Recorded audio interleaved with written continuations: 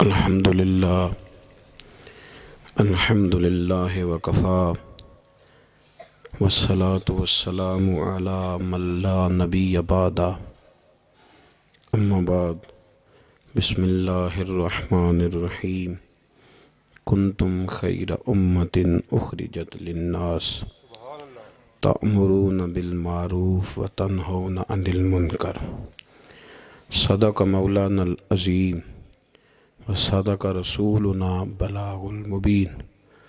درود پاک پڑھیے۔ الصلاۃ والسلام علیک یا سیدی یا رسول اللہ وعلی آلک واصحابک یا حبیب اللہ۔ حمد و صلاۃ کے بعد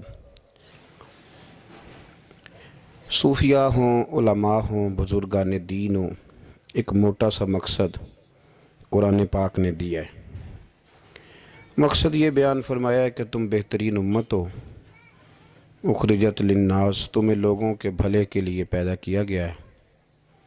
وہ بھلا تم نے یہ کرنا ہے کہ تأمرون بالمعروف، تم نے لوگوں کو بھلائی کا حکم کرنا ہے، وتنہون عن المنکر، اور لوگوں کو منکرات سے، بری باتوں سے منع کرنا ہے۔ اللہ تبارک و تعالیٰ نے 1,24,000 کم و بیش انبیاء بھیجے، تو انبیاء تبلیغ کرنے آئے تھے۔ مقصود تبلیغ ہے، مقصود دعوت دینا ہے، مقصود پیغام دینا ہے۔ کھل کے انہوں نے پیغام دیا، بلکہ سورہ یاسین میں انبیاء کرام علیہ السلام کا وہ قول موجود ہے کہ جب وہ کہتے تھے کہ وما علینا الا البلاغ المبین، کہ بھی ہمارے ذمے تو کھول کر بیان کرنا ہے۔ وہ دعوت دیتے رہے۔ نبی کریم سید عالم صلی اللہ علیہ وسلم پر اللہ کریم نے سلسلہ نبوت کو بند فرمایا۔ اب یہ ذمہ لگ گیا امت کے علماء نے، اولیاء نے، صوفیاء نے ہر زمانے میں دعوت دین دی۔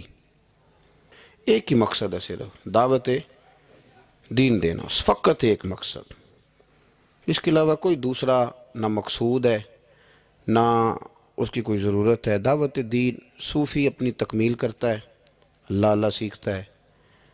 وہ مختلف طریقے ہیں، نقشبندیہ ہے، چشتیہ ہے، سہروردیہ ہے، نوشائیہ ہے، قادریہ ہے، اپنے اپنے طریقوں کے مطابق صوفیاء ان کی تکمیل کرتے ہیں۔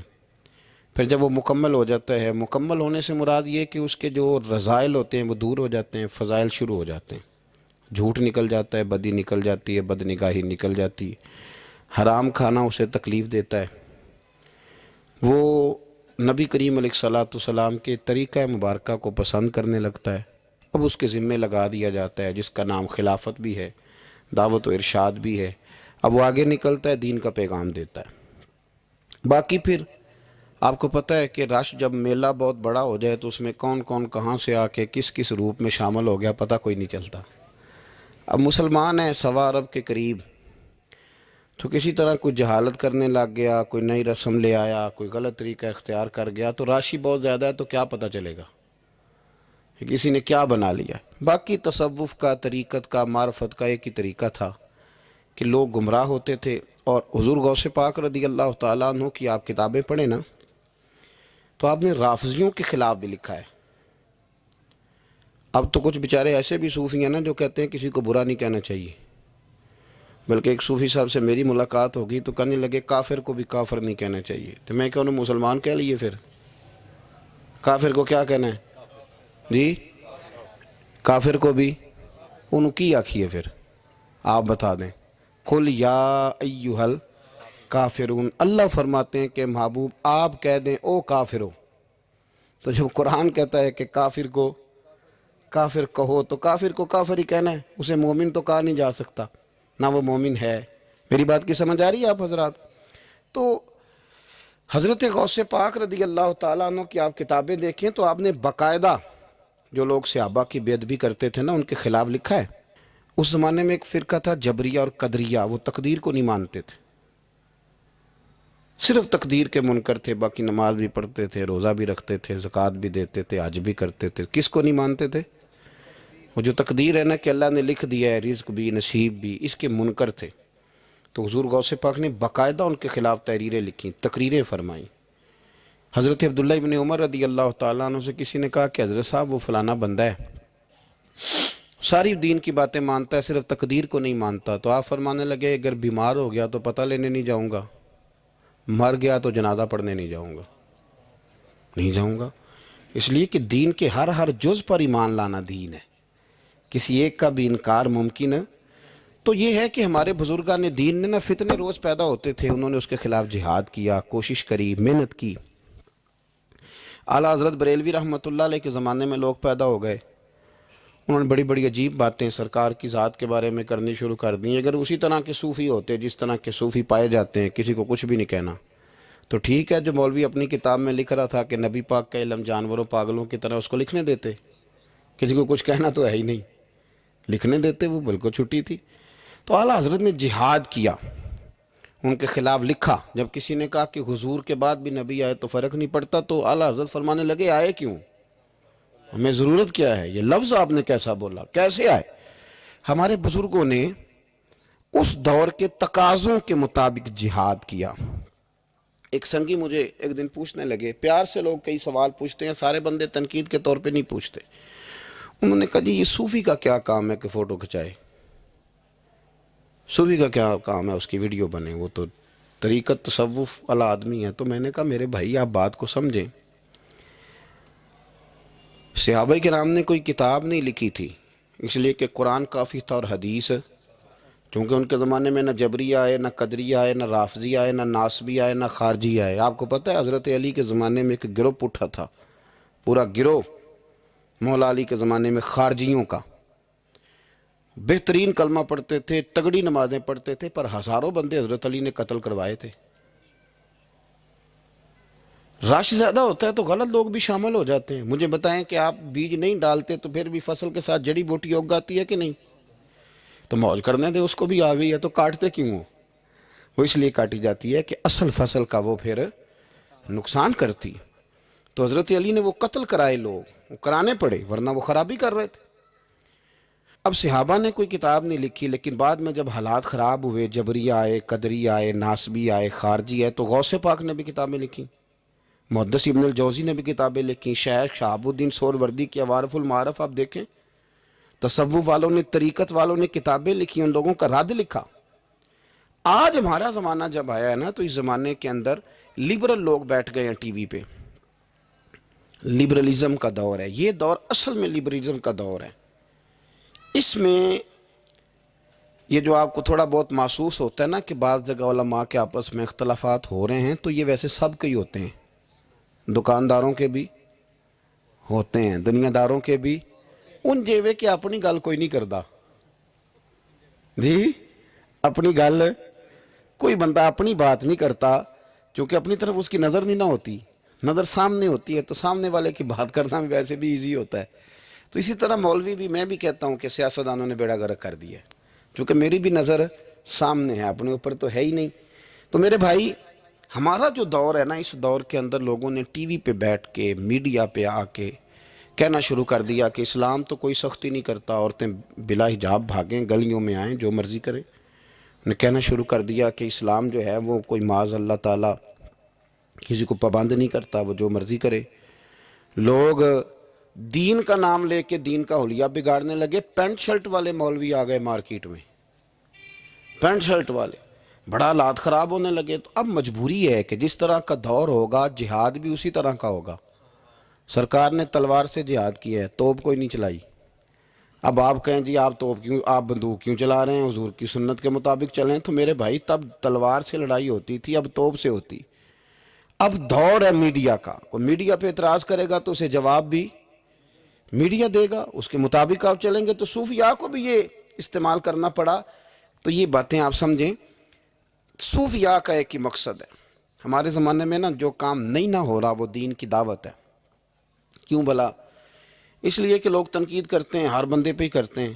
وہ الگ بات ہے کہ میں محسوس زیادہ کر لوں، آپ محسوس زیادہ کر لیں، ورنہ ہر بندہ ہی تنقید کی زد میں، ہر بندہ وہ جس شعبے سے بھی تعلق رکھتا ہے۔ میرے بھائی، ایک ہی مقصد ہے ساری طریقت کا، وہ ہے دعوت دین، دعوت بے نمازی کو نماز کی دعوت، شریعت کے باغی کو شریعت کی دعوت۔ کبھی آپ نے یہ نہیں سنا ہوگا کہ مولوی ہڑتال پہ ہیں تو مسجدوں میں جمعہ نہیں ہوگا آج، کبھی سنا ہے؟ ڈاکٹر ہڑتال پہ جاتے ہیں کہ نہیں؟ وکیل، ٹرینوں والے، مولوی صاحب کبھی گئے ہوں کہ آج مولویوں کی ہڑتال ہے؟ اللہ کے فضل سے کبھی آپ نے نہیں سنا ہوگا، کبھی ایسا نہیں ہوا۔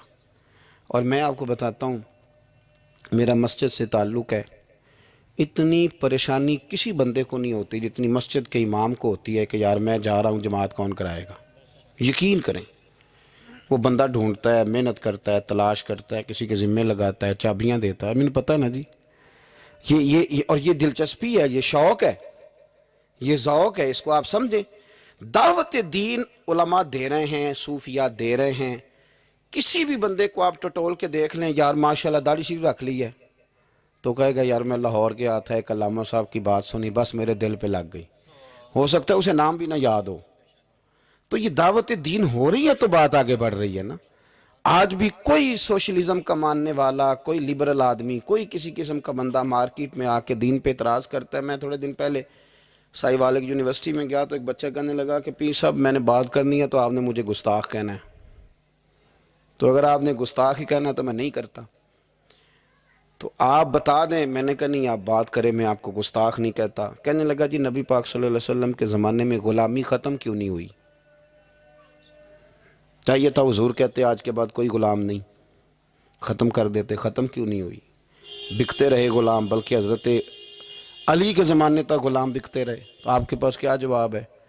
میں نے کہا اصل میں آپ رہتے ہیں ان لوگوں کے پاس جو بیچارے عشاء کی رکعتیں بھی پوری نہیں بتا سکتے، تو اس لیے آپ کے اندر یہی بہام پیدا ہوا ہے۔ میں نے کہا میاں نبی پاک نے غلامی ختم کر دی؟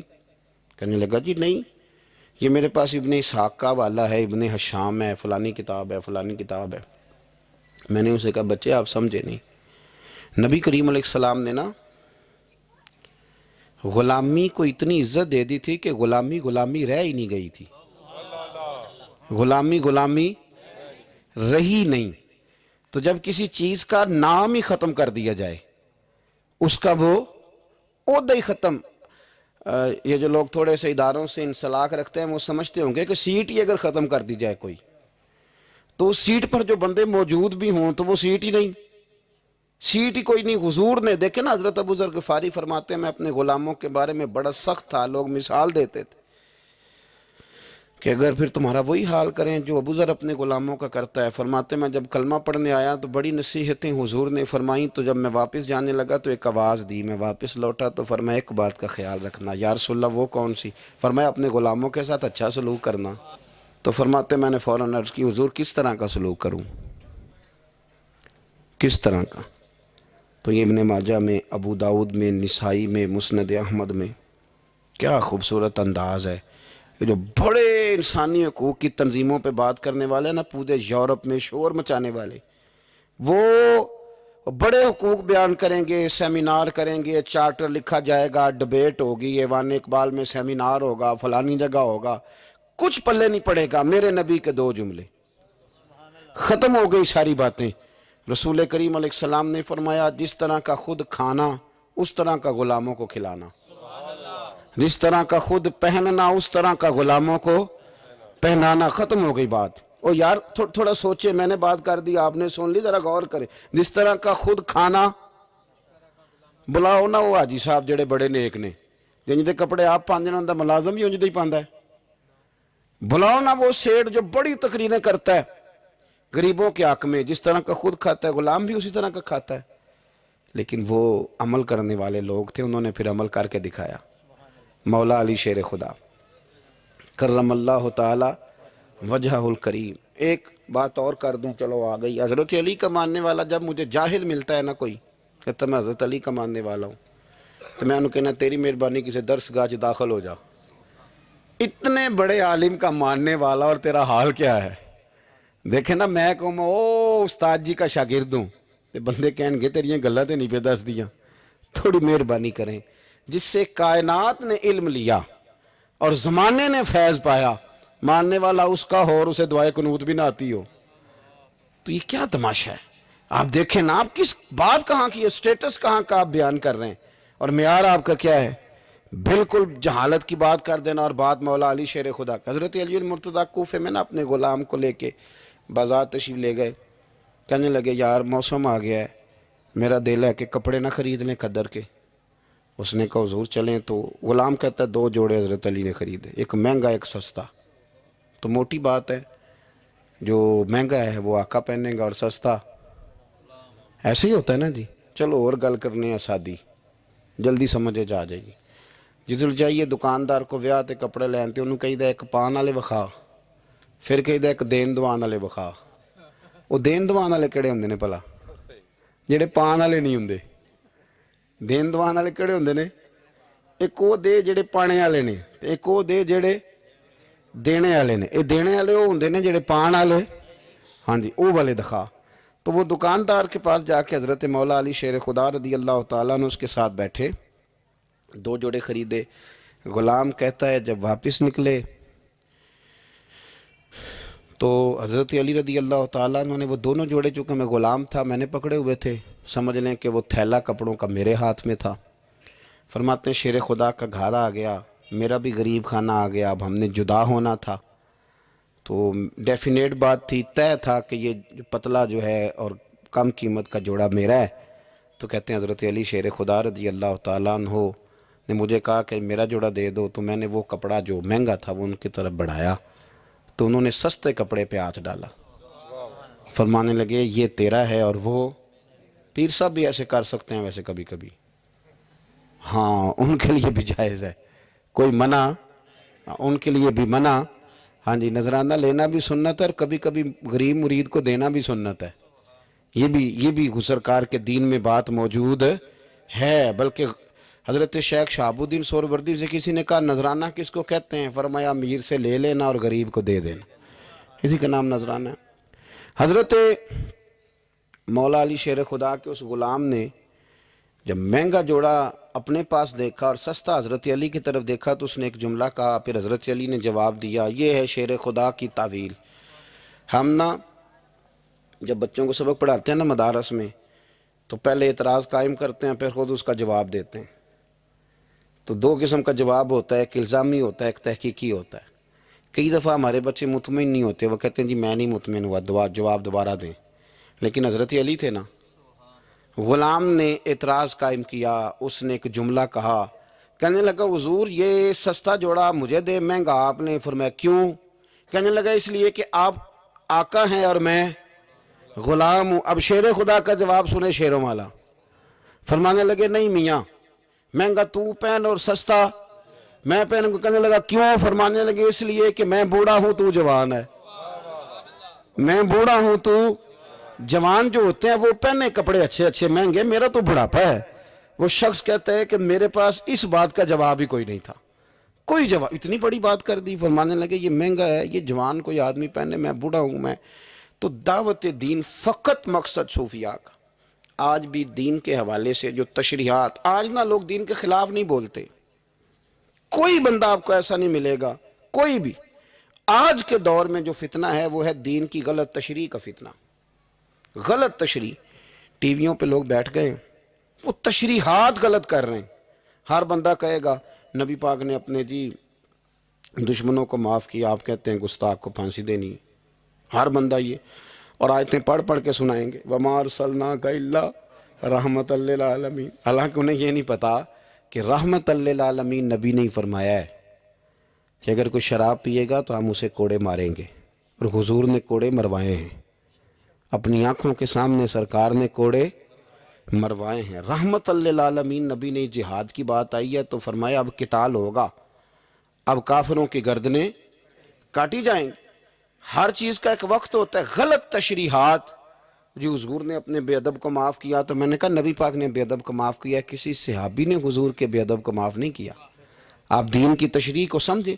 اسی طرح کا معاملہ اور بہت ساری چیزوں کے ساتھ ہے. وہ کہتے ہیں جی وضاحت کے ساتھ فلانی شے کا ذکر نہیں آیا لہذا ہم کریں گے. پردے کے ساتھ بڑی بری حالت کر دی گئی ہے.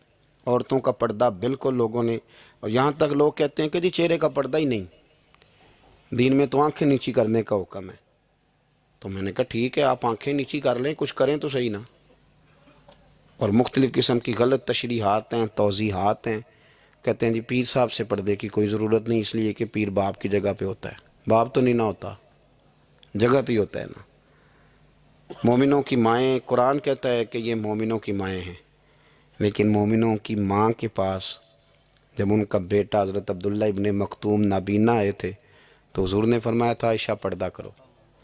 حضرت کی حضور وہ تو نابینا، یہ رشتہ قرآن نے بیان کیا ہے، یہ تو نابینا ہے، تو فرمایا تمہیں تو نظر آ رہا ہے نا. تو اس دور کے اندر جو لوگ دین پہ لیبل لگا کے نا، ایک دین پہ لیبل لگا کے کہ نہیں جی ادھر بھی گنجائش ہے، یہاں بھی مسئلہ ہے، یہ اب اس دور کا فتنہ ہے. جدت کے ساتھ بڑے بڑے ایسے اسکالر باقاعدہ ٹی وی پہ بٹھائے گئے کہ جنہوں نے کہا کوئی ضرورت نہیں، آپ یہاں تک میں سنتا ہوں کہ ایک نمبر ہو گئے تو گزارا ہو جائے گا. یہاں تک بھی میں سنتا ہوں کہ یہ آپ غلط تشریحات کر رہے ہیں. اور میں کیسے اسکالر کو بھی جانتا ہوں جو کہتا ہے کہ بس ٹھیک ہے، نکاح جب کسی شخص نے کسی کو قبول کر لیا تو نکاح ہی نکاح ہے، ایجاب و قبول کا نام نکاح ہے. تو بڑے بڑے فتنے، بڑی بڑی آزمائشیں، اور وہ طبقات جو حاوی ہیں، جو پاورفل ہیں، جو مالدار ہیں، جن کا تسلط ہے، وہ دین کو غلط انداز میں پیش کرتے ہیں، آزاد رہنا چاہتے ہیں. میں بڑی دیر پہلے کا کہہ رہا ہوں، پھر کہتا ہوں، میرے ملک سے لے کر پورے عرب تک، اب تو سعودی عرب کے اندر بھی عورتوں کو بڑی چھٹیاں مل گئی ہیں. وہ کہتے ہیں کہ ایک ہی بات ہے، ہمیں کوئی اعتراض نہیں، جس نے نماز پڑھنی ہے وہ نماز پڑھے، جس نے شراب کھانے جانا ہے وہ شراب کھانے جائے. یہاں تک کہ جب عورتیں نکلی تھیں یہاں ملک میں ریس لگانے کے لیے سائیکلوں پہ، تو اس وقت کے لبرل آدمی نے کہا تھا مولوی نہ دیکھیں، آنکھیں بند کر لیں. تو یہ فتنہ ہے اس دور کا، یہ اس دور کا مین مسئلہ ہے. لوگ آزاد ہونا چاہتے ہیں. آپ یقین کریں، ابھی لمبا نہیں وقت گزرا، یہ آپ جو سفید داڑھی والے بزرگ یہاں بیٹھے ہیں ان سے آپ پوچھ لیں کہ بہت شرم کی بات تھی کہ لڑکا یہ کہہ دیتا کہ شادی سے پہلے میں نے بیوی کو دیکھنا ہے. یہ خاصا حالانکہ جائز ہے، ایک نظر دیکھنا جائز ہے. اس پر بھی علماء نے قیود لکھی ہیں کہ دیکھے گا تو کیسے دیکھے گا، اس تشریح میں نہیں جاتا.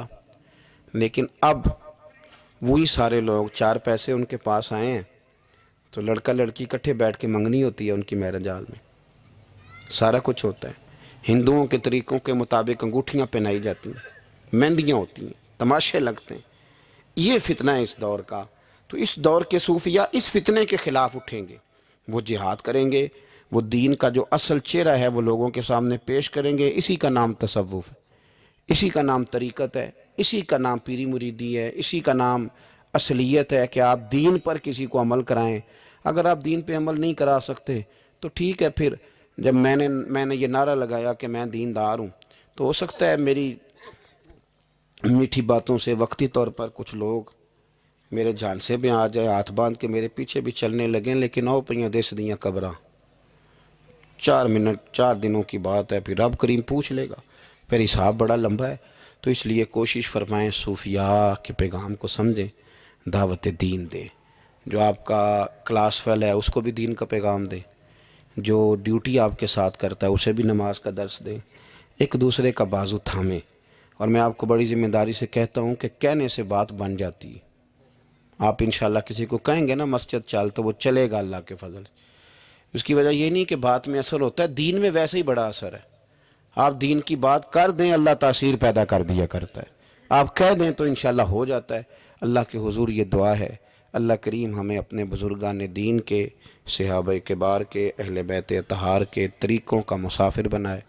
اللہ کریم ہماری حاضریوں کو قبولیت کا شرف اور درجہ نصیب فرمائے. آخر دعوانا الحمدللہ رب العالمین.